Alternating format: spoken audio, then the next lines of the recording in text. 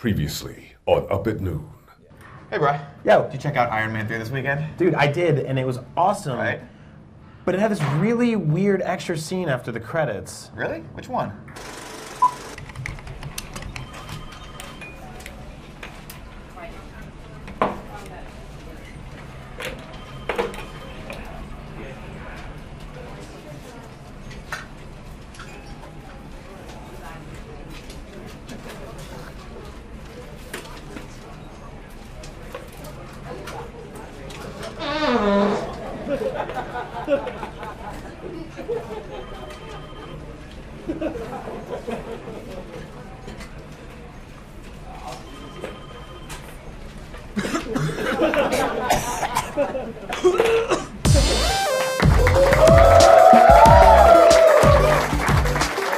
What's up, everybody? Welcome to Up at Noon. Finally, a Thor movie I can get behind.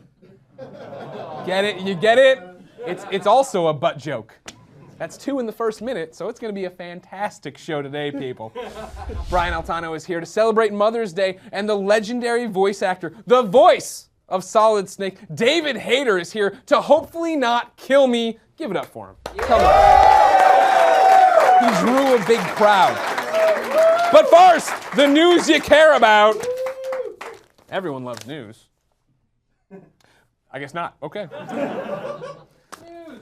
Thank you, David Hayter. Michael Bay has stated that despite the negative rumors, his Teenage Mutant Ninja Turtles movie reboot will not feature turtles from space, but instead the turtles were created from the ooze, just like the comics. Now is when you clap. There you go. It is great news, but unfortunately the ooze will be played by Shia LaBeouf. He was close to having us won over on that one, but screwed it up.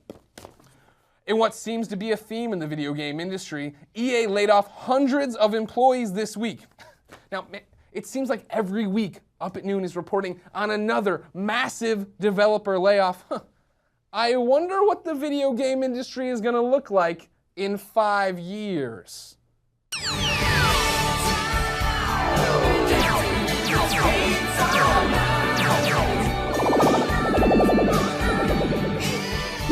What's up, everybody? Welcome to Up at Noon 2018. I'm your host, Greg Miller. And for the 134th week in a row, no jokes, all video game developers have gone out of business. They've laid everyone off. There's nothing to talk about. For commentary, we go to Brian Altano.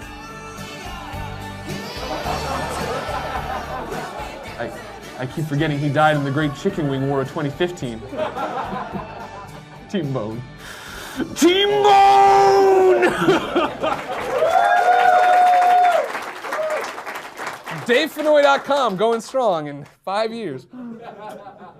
Activision has officially announced the next Call of Duty game. It's called Call of Duty Ghosts. Or as I called it up until a year ago when I finally started sleeping with the lights off, Call of Duty Ghosts! And then like the twinkly toe noise, and I'd run away and there'd be a smoke cloud. Cartoons. According to a job listing, Bioshock Infinite's upcoming DLC may feature a new companion character that is not Elizabeth. Yes, I know it's going to feel strange fighting in the city of Columbia with someone new by your side, but what's the worst that could happen? Hey, Booker! Booker! Hey, Booker! Booker, over here, look what I found! I found all these rats! Look at all these rats I found, Booker! Here, catch the rat! Catch it, take it! You can use it on your adventure! Wow, look at all these Bioshocks!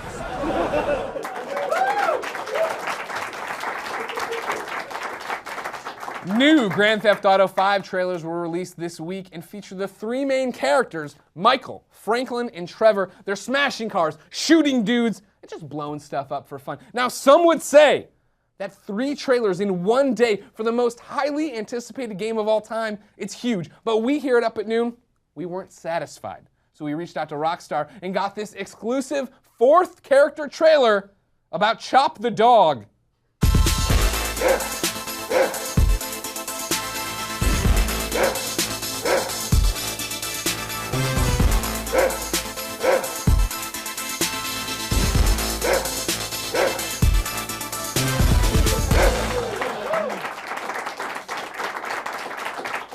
story is going to revolutionize gaming.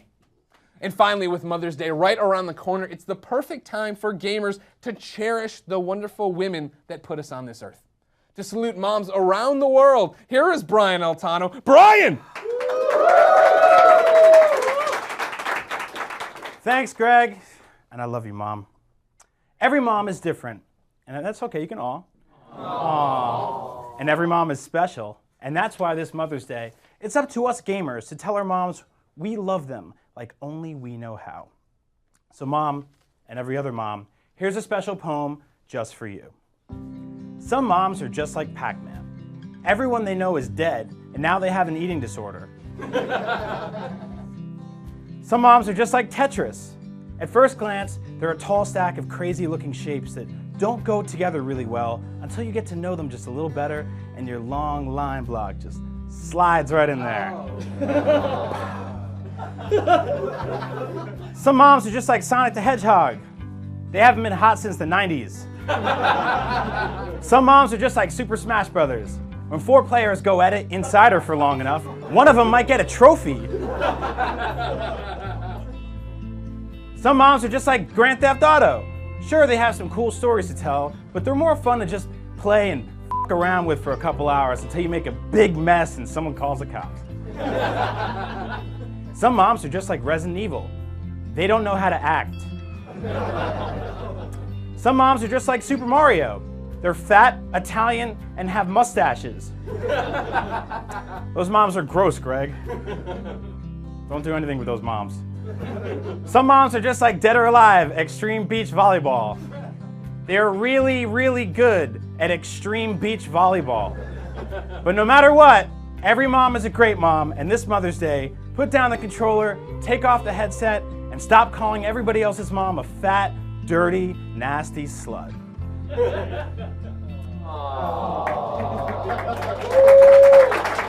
Even if she is.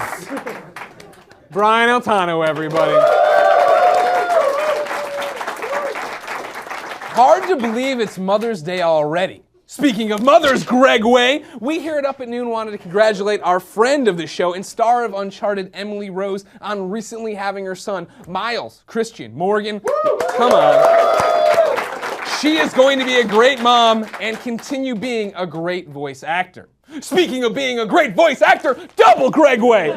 My next guest has been a great voice actor forever. Here to talk about being Solid Snake and hiding in cardboard boxes, it's David Hayter.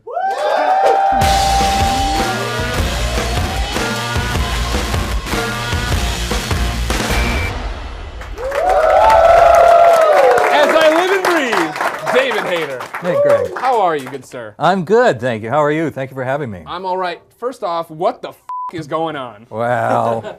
So you've been Snake how many years? I did the first game in '98, so that 98. Yeah, okay. that would be. Thank you. go. That would Sorry, be yeah. 15 years altogether. 15 years being Solid Snake. They announced this Metal Gear 5, this Ground Zeroes. Cheers. Come by. And it's real. The cast of The Last of Us has drank me out of Jameson, so today has powers.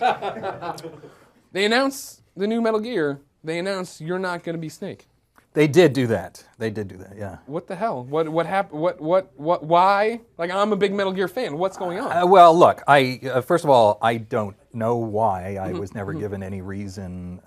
They just. I was working on a movie. I just directed my first movie, Wolves, up in Toronto. I was there for 9 months, and then when I came back at Christmas, I heard that they were getting ready to go into production on the game, and I hadn't heard anything from them. So I gave them a call.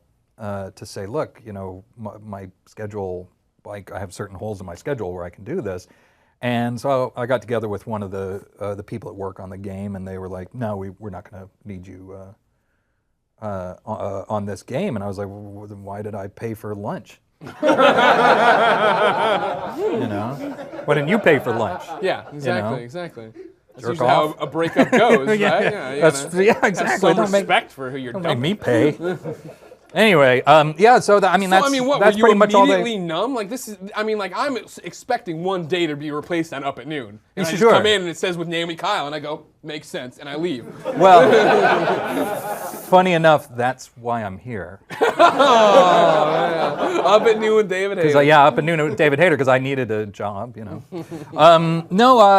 was I numb? I had heard a rumor prior to that from another insider. I mean, I'm very stealthy, as you know, and I was looking into it. So yeah, I mean, I was bummed. I drove home and I was like, I mean, it's a strange thing for me because this isn't my primary job. My primary job is I'm a screenwriter and a filmmaker, and that's the main part of my career, though I'm a lot better known for this. Sure.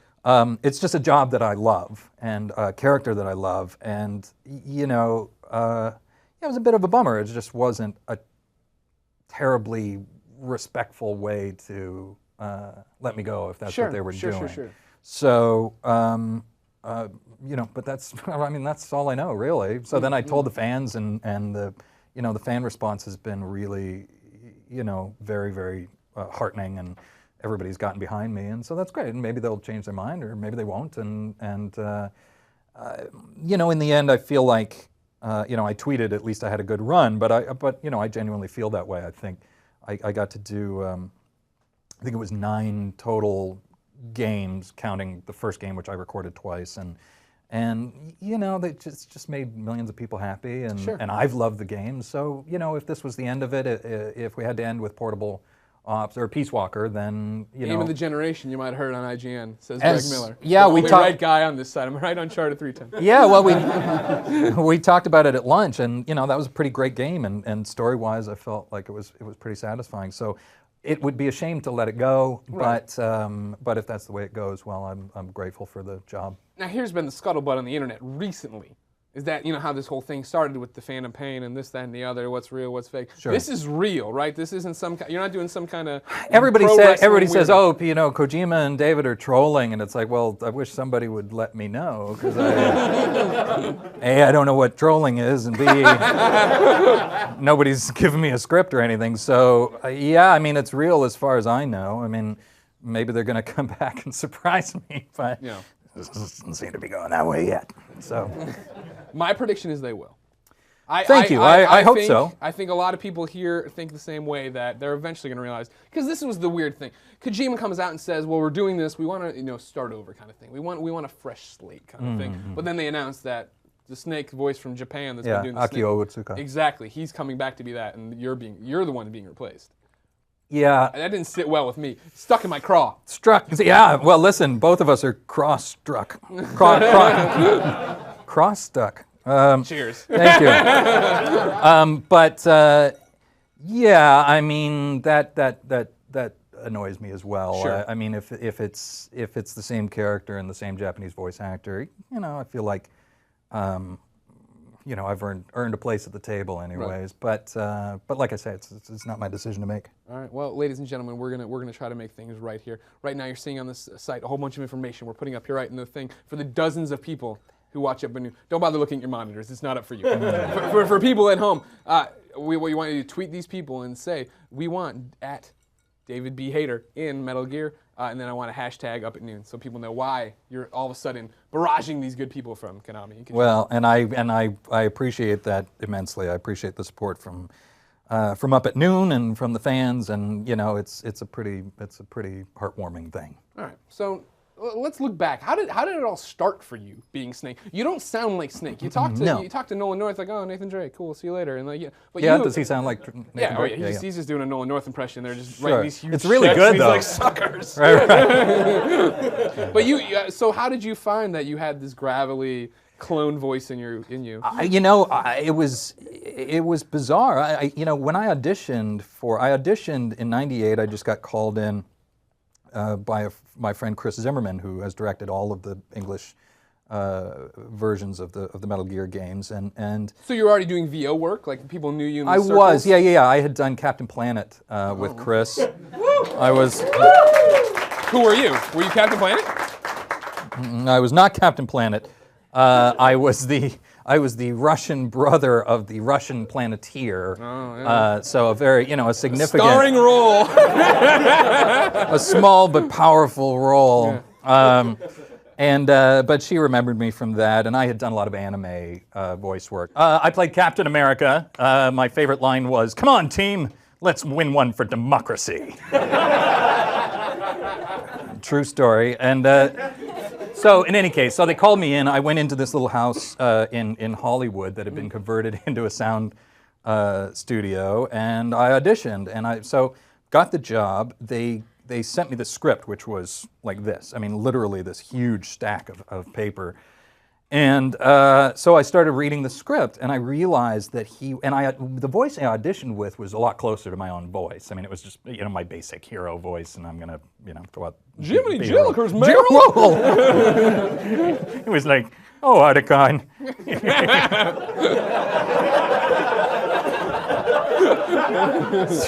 Stupid liquid. But no, it was just, basically my own voice. But I kept reading, I was reading the script, and I was young at the time. Fortunately, I'm no longer young. So I was young, and he was already in his 30s. He was already retired. He had moved up to Alaska, and he was a musher. I'm a musher, and then the colonel came and kidnapped him and brought him back for the Shadow Moses incident. And so reading that, I was like, this is a guy who's been through some stuff. I mean, he's tired. He's already, done his time on the battlefield. And so I just started developing that voice, and then I was like, plus the first game, he was a polygonal character. He didn't have any facial features. It was the first, people forget, but it was the first game where you went seamlessly from the cutscenes to the gameplay. So the cutscenes were designed to match the gameplay, so he didn't have any face or anything. So I was like, let's make this a little over the top. Let's make it a fantasy sort of character. And I came in and I started doing the voice, and everybody was thrilled. And I was about halfway through the day when Chris played my original audition for me back again. I'm like, oh my God, that sounds like nothing like what I'm doing. So, but fortunately, they didn't fire me then. I was gonna say, yeah. quarter a few years later. That's right. Yeah. Caught up to No. Listen, 15 years later, that's a lot better. So that's not great, but I'll just talk to myself. Anyways, that's how it started. That's awesome. Yeah. I'm glad that happened. I like you me quite too. a bit. You're good. You do good stuff. Thank you, man. But now a lot of Back at people, you. A lot of people don't know you as Snake, but like you're saying, that's more of your hobby. Your real job's writing stuff and doing Yes. stuff. You wrote one of these X-Men movies. I wrote two of them. What? Yeah. Which ones? X-Men 1 and X2. Right, the good ones. Yeah. The good ones. X2, fantastic movie. Thank you. You picked the wrong house, Bob. That's yeah. That was like the first thing we came up with. Brian Singer and I. We were saying, we wanted to have the world come in and invade the X Mansion, Right. to just blow any sense of safety out of the water. And then we were like, wouldn't it be great if everybody was gone, they're off doing X-Men things, and they leave Wolverine as the world's most dangerous babysitter, and then they attack. Because in the first film, there was a lot of concern with the studio, with everybody, as to how much Wolverine could stab people. Right. And I was like, he can't just be a can opener like he is on the cartoon. He's always opening doors or cutting chains or slicing your toast or, And so I was like, we need to have a big sequence where he does what he does best. And what he does best is not very nice. Yeah. And so we brought in I was like, just bring in faceless soldiers, masks, that are threatening the kids. The audience will be on your side and he can tear them to pieces. And so we got to design finally a big Wolverine kick-ass action sequence. So great. that's how that came You also about. did The Watchmen. Yes. So you're right. It's just Watchmen, but yes. No, they didn't put The Watchmen in front of it? No, they Seems didn't. like it would have done better. I've been pushing for the Up at Noon for a long time. I'll talk to Warner Brothers, No, see what Jeff Robinoff has to say about that. Okay. So now as a writer, you're very familiar with the beginning of the story and the end of the story and the middle and the stuff that goes and making logical sense. How tough is it for you to work on Metal Gear games then? Good God!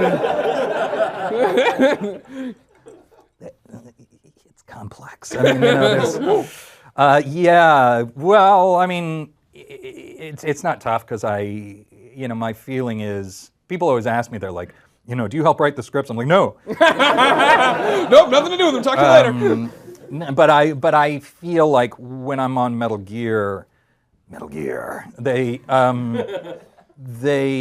hire me as a writer, or I'm sorry, they hire me as an actor. They don't hire me as a writer, and plus, if we do the English language games. If I want to make a change, if I say, can I say and here instead of but? They'll be like, well, okay, well, we'll call Tokyo. And so they call Tokyo, and they get in touch with somebody, and it goes through a translator, and then it comes back, and they're like, yeah, that's okay. So, like, changes are very, very difficult to get by. Sometimes I try to, I have a basic understanding of the Japanese language, so sometimes I ask, well, what do they say in Japanese, and can we massage it a little more? But story-wise, dialogue-wise, I don't really have a lot of impact with that. And plus, yes, it's baffling, and yes, but that's part of the joy of those games. Sure. It's you're going into Hideo Kojima's mind, his worldview, and it's complex, and it's multi-layered, and does it make sense if you unravel it all? I don't know. But I try to, they always have a producer on hand, so I say, okay, who is Rose again, and why do we care about her, and who's she sleeping with, and who's she not sleeping with? Oh, that cyborg feminine guy. Right. Well, yeah, but there was a whole thing between Rose and the Colonel. Like, she left Raiden for the Colonel, and the Colonel's like, yes, Snake.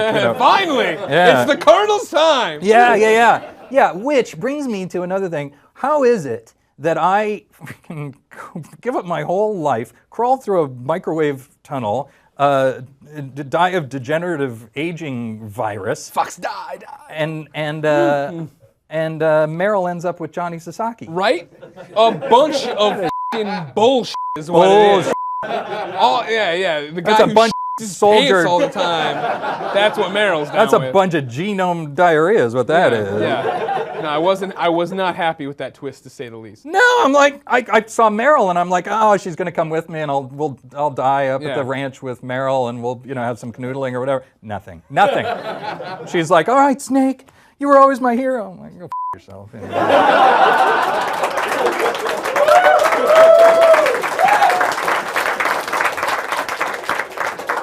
So now, Those are my feelings on that.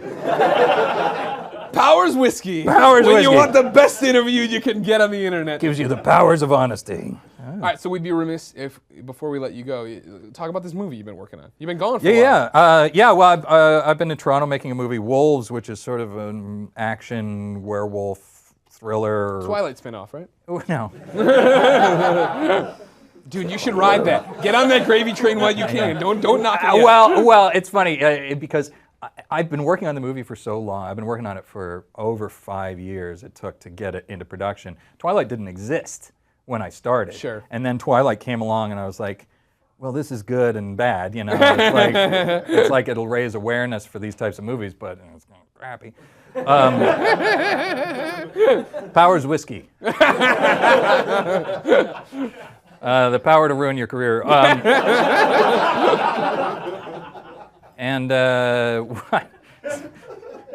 Good room.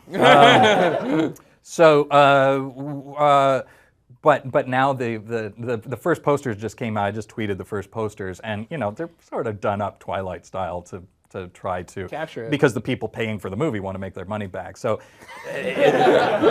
but it's harder edge than that. What I tried to do was do something in the flavor of an X-Men movie, in the flavor of what I felt that anybody that knows me as a screenwriter would expect. Mm-hmm. And because it was a lower budget indie movie, I made it edgier and cooler. So there's and killing and all sorts of great. Sign me up. Yeah, a bunch of sexy wolf action. So wait, I'm just watching wolves, not people. You gotta get my. You got to see the 1150. movie. All right. All I'll say is that it's cinema history right there. And Jason Momoa, who played Khal Drogo in Game of Thrones, the huge guy, Right. who's awesome, just does a star-making turn. I mean, you've never seen how badass this guy is and how funny and charming and awesome. And so I've really grown to be very fond of Mr. Momoa.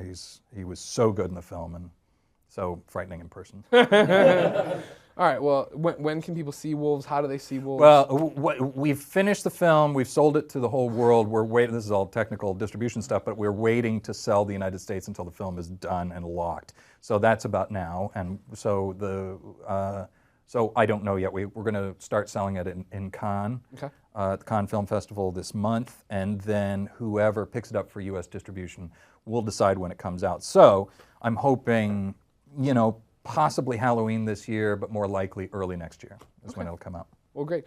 For all your updates about Wolves, make sure you follow David B. Hayter right here on Twitter. Right there. Then tweet all these people, like I was telling you, with the hashtag Up at Noon, get them back in That's right. Solid Snake, because that's what we want, right? David, thank you so much for coming by. Thank you. All right, cheers. Powers Whiskey.